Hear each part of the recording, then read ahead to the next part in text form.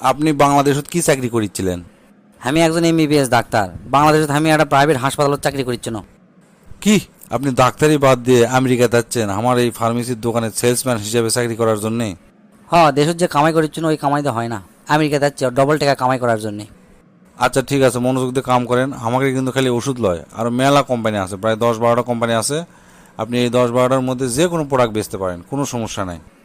আপনি সেটা নিয়ে চিন্তা করা লাগবে না স্যার, আমি সেই মনোযোগ দিয়ে কাম করবো।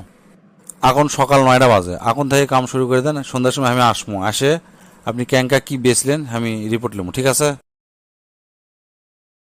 কি খবর রহিম সাহেব, কয়জনের কাছে মাল বেচছেন? স্যার একজনের কাছে। কি মাত্র একজনের কাছে মাল বেচছেন? এটি আরো মেলা সেলসম্যান আছে, প্রত্যেকজন 20-30 জনের কাছে বেচে, আর আপনি মাত্র একজনের কাছে বেচছেন? এল্লা কাম করলে হবি কন? তা কয় টাকার বেচছেন আপনি? 92,95,600 ডলার। কি আছে? কয় টাকা আরেকবার কোন তো? Sir 92,95,600 dollar. শুনে তো আমার কানের খোল সব লড়ে উঠলো। তা ভাই এত টাকার কি বেচছেন আপনি? প্রথমে ওই কাস্টমার কাছে আমি ছোটো একটা বড়শি বেচছি মাছ ধরার, তারপর কোনো কি একটা বড় আর একটা মাঝারি দুটা বেচছি, তারপর বড় ফিশিং রড আর কয়টা ওই গিয়ার গিয়ার আছে না মাছ ধরার, ওই গিয়ার বেচছি।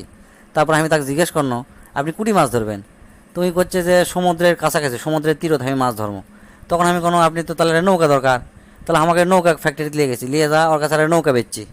তারপর আমি কোনো এই যে আপনি নৌকাটা কিনলেন, এই নৌকা আপনি বাড়ি নিয়ে যাবেন ক্যাঙ্গা করে, নিয়ে আসবেন ক্যাঙ্গা করে। আপনি তো এই নৌকা নিয়ে যাওয়ার জন্য, নিয়ে আসার জন্য একটা ট্রাক কেনা লাগবে। তো এলো করছে হ্যাঁ তাই তো। তা আমাকে ট্রাক ফ্যাক্টরি নিয়ে গেছি, নিয়ে যাওয়ার কাছে একটা ট্রাক বেচছি। ট্রাক বেচার পরে আমি কোনো যে আপনি মাছ ধরতে হতে যদি রাত হয়ে যায় তাহলে থাকবেন কুটি, আপনি তো তাবু কিনা লাগবে। তো হচ্ছে হ্যাঁ তাই তো। তো আমাকে তাবু ফ্যাক্টরি নিয়ে তাবু বেচছি।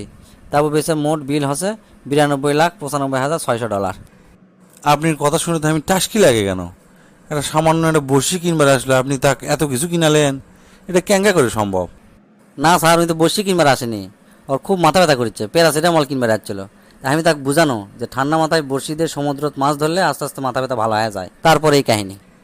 ভাই সত্যি করে কোন তো, আপনি কি সত্যি বাংলাদেশের ডাক্তার আসলেন না অন্য কাম করেছিলেন?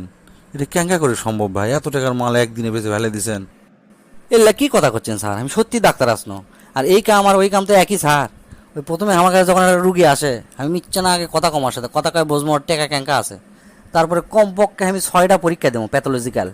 প্রথমে দেবো ইকো, তারপর ECG, CT scan, X ray, MRI, আরও যদি থাকে আরও দেবো।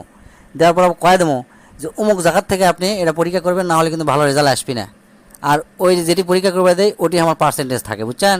পরীক্ষা করলে আসার পর হয় কি আমি ওলা রিপোর্ট আর দেখি আর না দেখি কর্ম কি 14টা ওষুধ আমি লিখে দেবো। প্রথম 20টা না হলে উল্টা 20টা তো লিখে দেবো। তার মধ্যে 2টা ওষুধ কামের আর 12টা ওষুধ ভুয়া, ভিটামিন এই সেই পাউডার মিশানা এল্লা মিশাই।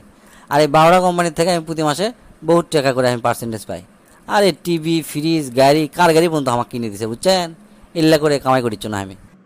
ভাই ভাই লয় বস, তুই আমার চেয়ারত বস আজ থেকে, আর আমাকে না তোর দেশত পাঠা। আমি না প্রাইভেট হাসপাতালে ট্রেনিং